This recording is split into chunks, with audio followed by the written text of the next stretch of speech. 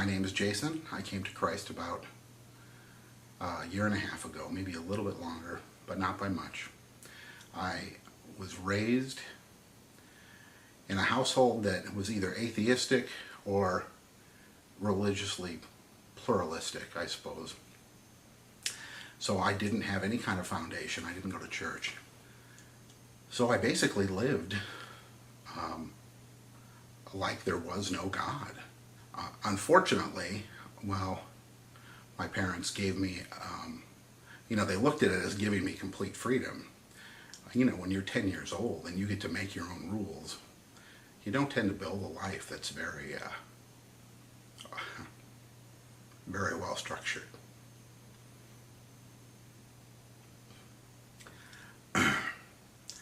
So basically, I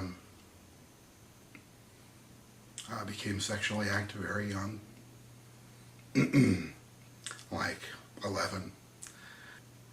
Then I ran into a spot where I needed money in high school, so I got together a group of like-minded fellows, and we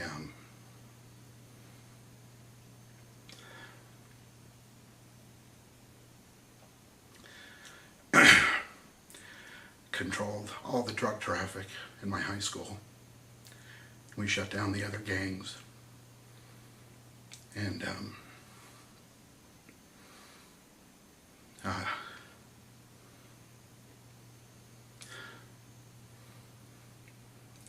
that made us a lot of money for a little while. And I remember thinking that it was all, kind of all fun and games at that point, right? We were gangsters, and there were no consequences beyond this life, and I didn't care whether I lived or died. So I was able to be not as nice as I would like to have been. So that kind of came to an end when one of my friends shot somebody at Disneyland.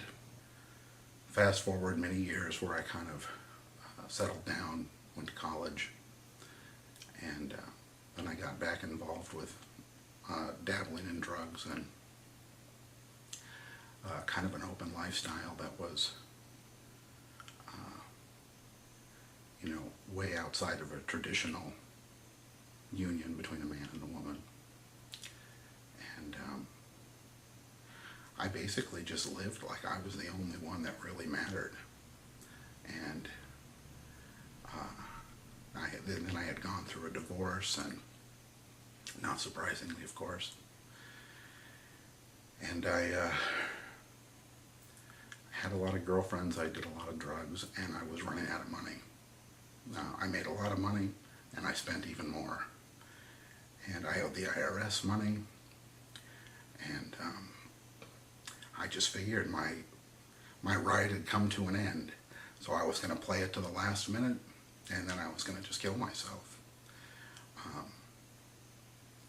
I figured if this is all there is, and it doesn't get any better than this, then I'm not really missing out on much. And I met my wife, Amber, and she was with me through some pretty rough times, and I treated her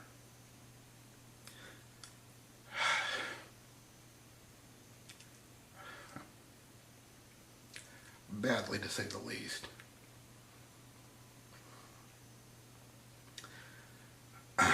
Somehow she stuck with me, got me to start going to church.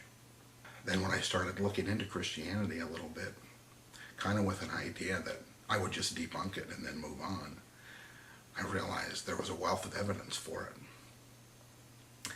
And the more I read about it, the more I was kind of consumed with a passion for it. It was almost like flipping a switch. And life has gotten so much better than it ever was. I thought all these other things would make me happy, but all it left was a black hole that couldn't be filled no matter what I did. And Jesus has been with me, literally holding my hand, picking me up, shuffling me forward, for about a year and a half. And I'd be dead without him. There's not even a question. I'm doing my best to do God's work by talking to like-minded friends. I mean, my friends at Life at the Ridge are about the only Christians I know.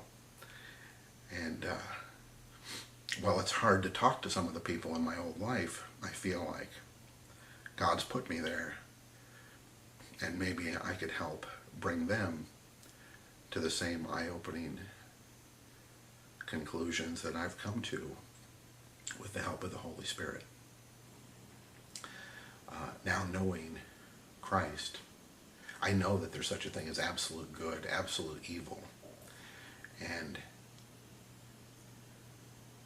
kind of within that context, I feel like, my gosh, look at all these things I've done.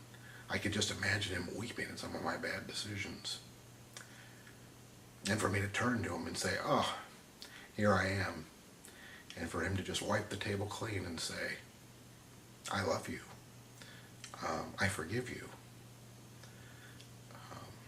And let's just go forward. It's a little bit overwhelming. So Easter this year especially, I can't even think about it without welling up. I'm just so grateful. And that's my story.